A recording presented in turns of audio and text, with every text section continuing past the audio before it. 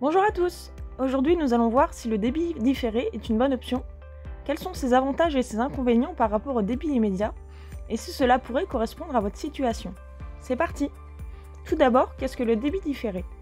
C'est une option proposant le report de ses dépenses à une seule et même date chaque mois, contrairement au débit immédiat où les transactions sont prélevées de votre compte au compte-gouttes environ 2 jours après l'achat. Choisir entre le débit différé ou le débit immédiat. Nous allons dans un premier temps nous intéresser au débit immédiat. Comme évoqué précédemment, il s'agit d'un prélèvement automatique à chaque achat. Les frais bancaires pour une carte à débit immédiat sont généralement moins chers. Nous verrons pourquoi en fin de vidéo.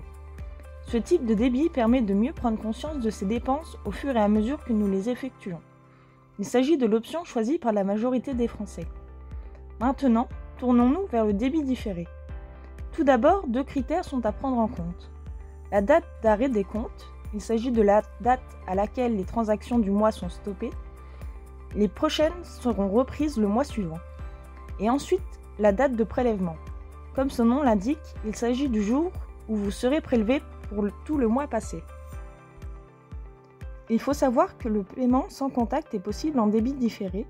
Cependant, les retraits d'espèces se font automatiquement en débit immédiat. Passons aux avantages du paiement en débit différé. Premièrement, il apporte une certaine souplesse car vos paiements ne sont pas prélevés de suite. Vous avez le droit à un délai de paiement jusqu'au jour du prélèvement. On peut considérer ça comme un mini-crédit accordé par la banque. De plus, cela vous permet d'anticiper des frais importants et vous donne le temps de remplir votre compte avant prélèvement. On constate tout de même des inconvénients à ce type de débit. En effet, il convient de connaître son solde avant le jour du prélèvement pour éviter de se retrouver par surprise à découvert. Selon des études, ce type de paiement en différé favoriserait les achats impulsifs, car sans visibilité immédiate de son solde, on peut être beaucoup plus enclin de dépenser. Et sans cette visibilité, vous avez donc un risque plus important de vous retrouver à découvert à la fin du mois. Vous l'aurez donc compris, ce qu'on reproche au débit différé, c'est le manque de visibilité sur les achats effectués durant le mois. Pour contrer ce problème, une solution existe. Il s'agit de gérer ses comptes en parallèle.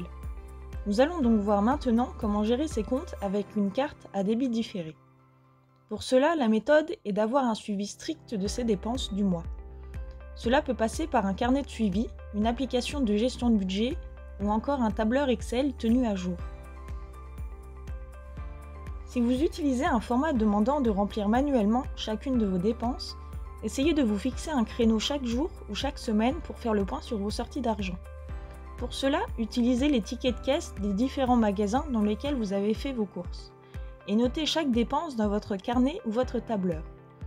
Vous pouvez en profiter pour répartir chaque dépense par catégorie, comme par exemple les dépenses alimentaires, les dépenses carburant, les dépenses santé, etc. Maintenant, quelles sont les conditions pour obtenir une carte à débit différé ? En premier lieu, il est nécessaire de ne pas avoir d'antécédents bancaires comme des impayés par exemple. Cela nécessite aussi une bonne gestion de ses comptes et de plus, d'avoir des revenus réguliers car les prélèvements s'effectuent à date fixe. Nous avons vu en début de vidéo que le frais bancaire pour une carte à débit différé est plus important.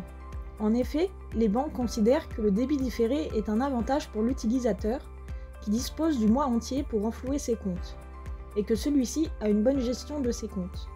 Mais certaines banques calent leur prix du débit différé sur celui du débit immédiat. Vérifiez donc auprès de votre banque si c'est le cas. En conclusion, une carte à débit différé peut être intéressante si vous êtes rigoureux dans le suivi de vos comptes, que vous avez des revenus réguliers et que vous n'avez pas d'antécédents bancaires. Vous devez donc remplir les conditions définies par votre banque et surtout être assez régulier dans le suivi de vos comptes afin d'éviter les mauvaises surprises le jour du prélèvement. Enfin, demandez à votre banque si vous pouvez obtenir votre carte à débit différé si vous le souhaitez ou pour passer en débit immédiat si cette solution ne vous convient pas. Je vous remercie d'avoir suivi cette vidéo et n'hésitez pas à partager vos retours concernant votre choix entre le débit différé et le débit immédiat. Bonne journée à vous et à bientôt pour une nouvelle vidéo.